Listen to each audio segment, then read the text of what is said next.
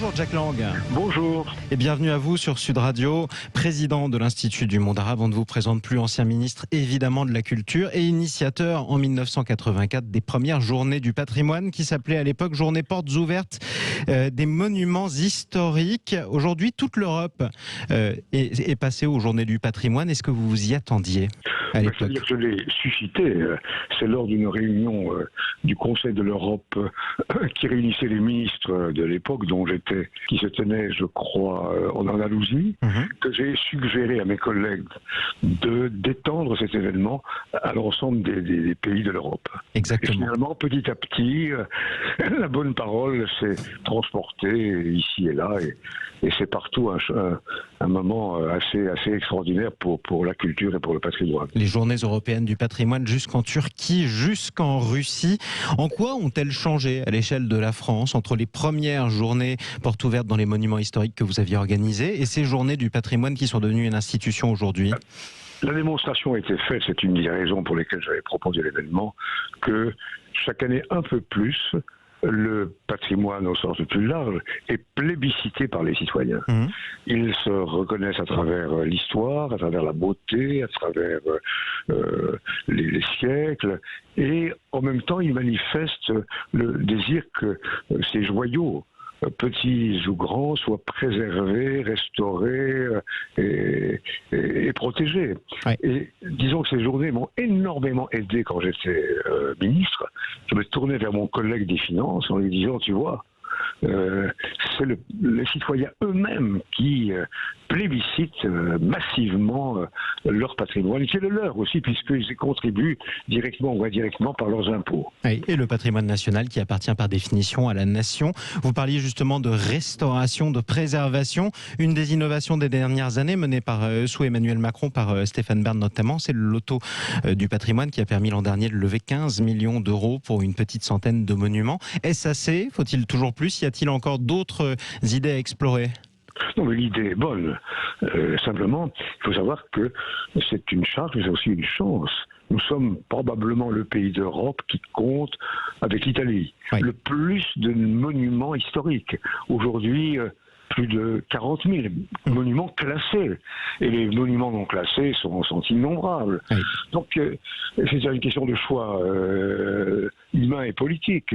Oui, en effet, on doit consacrer à cette restauration des crédits de plus en plus importants. Ils ne sont pas si élevés que cela.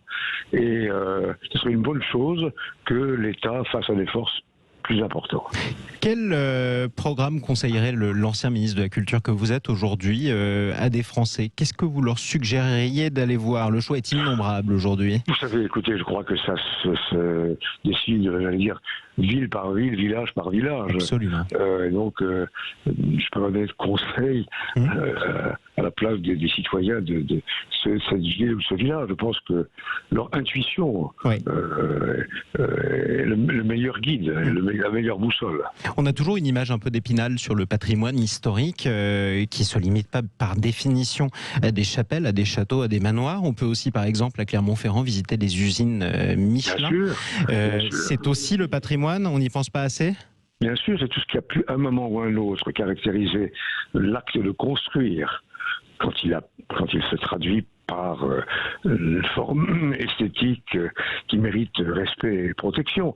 Moi-même, à peine arrivé au ministère de la Culture en 1981, j'ai classé massivement un grand nombre de bâtiments industriels qui étaient voués à la destruction, qui ont été ultérieurement transformés en théâtre, en bibliothèque, en autres lieux de culture.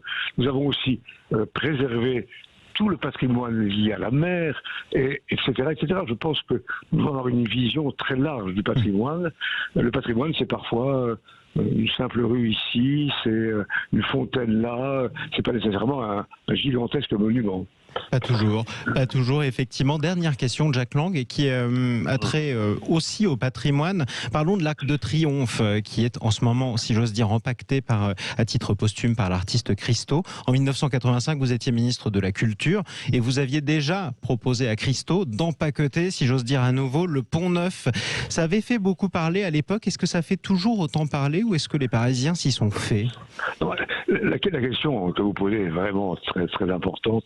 Elle mériterait tout un débat. On peut dire aussi, dans le même esprit, que quand j'avais confié à Daniel Buren le Palais Royal, la cour du Palais Royal, ce furent des vociférations, des hurlements, des protestations et des insultes. Et je me réjouis qu'aujourd'hui, lorsque le président confie au même Daniel Buren une ville verrière dans le jardin d'hiver de l'Élysée en ce moment. Personne ne proteste et tant mieux. Pour le Pont-Neuf, nous avions contre nous la ville de Paris, toute une série de ligues et d'habitants. Aujourd'hui, il y a quelques petites protestations, c'est normal, tant mieux aussi. Mais il y a un large consensus. Donc ça veut dire que l'art contemporain, naguère conspué et rejeté, serait aujourd'hui mieux accepté. Petit à petit, comme pour le patrimoine. Exactement. Merci beaucoup, Jack Lang. Merci à vous, merci beaucoup. Merci à vous d'avoir pris la parole sur Sud Radio. Je le rappelle, président de l'Institut du monde arabe et ancien ministre de la Culture.